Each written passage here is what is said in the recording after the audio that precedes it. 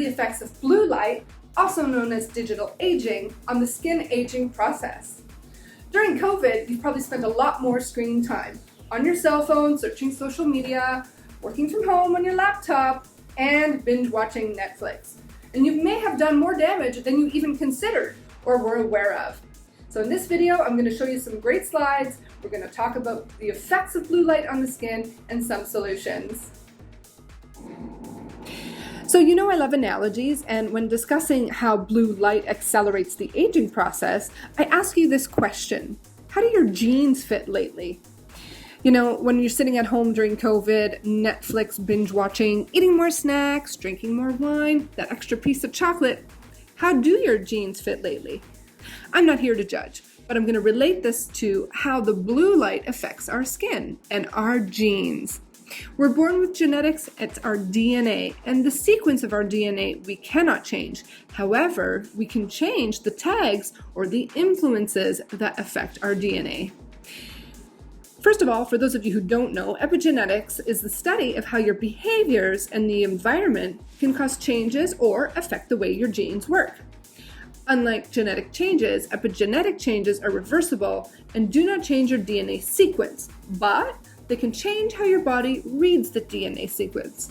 And I'm going to show you some visual examples so we can understand this concept. And then it will help you have that aha moment as to how blue light can accelerate the aging process. So you have twin A and twin B. Born to the same parents, they are identical, and so is their gene pool. But twin A chooses a lifestyle of healthy, whole foods, nutritious living, lives in a rural area in the countryside, has a little bit of exposure to sun, and loves to exercise, yoga, Pilates, and is a runner. Whereas twin B, she loves McDonald's. She orders pizzas every Friday night. She doesn't really care about her calorie intake, lives in a big city, lots of smog, lots of pollution, loves the fast life, after work drinks at the bar with her associates. She lives in a cold city, can be -20, -30 in the winter, and she is a super sloth. Yes, super sloth meaning lazy, slow, couch potato, hungover Saturdays every week. When we take twin A and twin B, which here they're reversed, and we look at them decades later, twin A, who was our healthy, conscious, rural girl, stayed lean, she looked fit, and her skin looked healthy.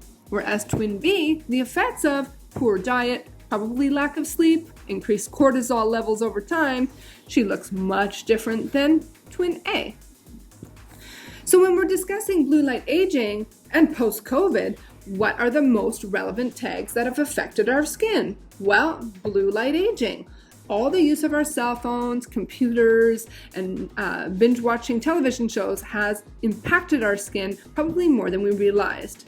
So I call this the who's zooming who, so me, or meaning social media time. What has it done? Well, blue light and digital aging is a hot topic in a lot of magazines.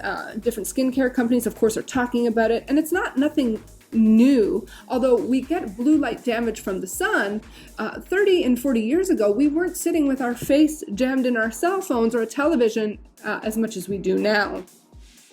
So the effects of HEV light on the skin is dark spots, often known as age spots. So our melanin is clumping and causing irregular tone to the skin. We also see more uneven texture, and overall, the complexion of the skin lacks glow, it lacks radiance, and again, it is uneven. We also have to consider the effects of blue light on the microbiome. So just like our gut has healthy gut flora or healthy bacteria, our skin also has a great bacterial community, and we need this great bacterial community to thrive. But again, negative influences can affect the balance of the good versus bad flora on our skin.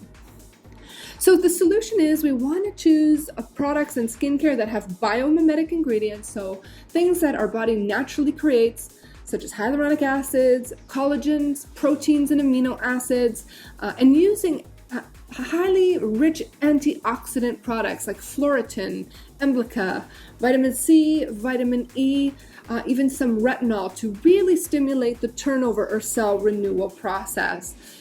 You know, a lot of companies talk about preventing, or not preventing, but actually curing the symptoms of the aging process. We want to prevent them before they happen. The other thing when we're watching a lot of Netflix and YouTube, especially late into the evening, is we're also toying with our circadian rhythm, which is our natural body clock. And our bodies are naturally geared to do the same thing at relatively the same time each and every day. But if our schedule changes a lot, partially due to COVID, and we're spending more time staying up later, getting up later, we've actually trained our brain and triggered things to react a little bit differently. The effect of this on our skin is that the microRNAs, which influence how our skins develop or die, are also seeing that the MR146As, which are proteins, are highly affected, especially in older skin. These skin cells have a decreased ability to actually respond to UV and photodamage, as well as blue light.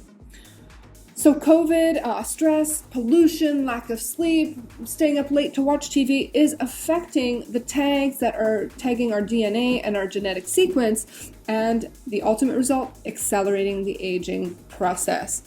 So we want to maintain beautiful skin, protect from blue light. We want to develop lifelong skincare strategies to not only affect the intrinsic or internal demands of our skin and body, but also the factors that are extrinsic in our environment.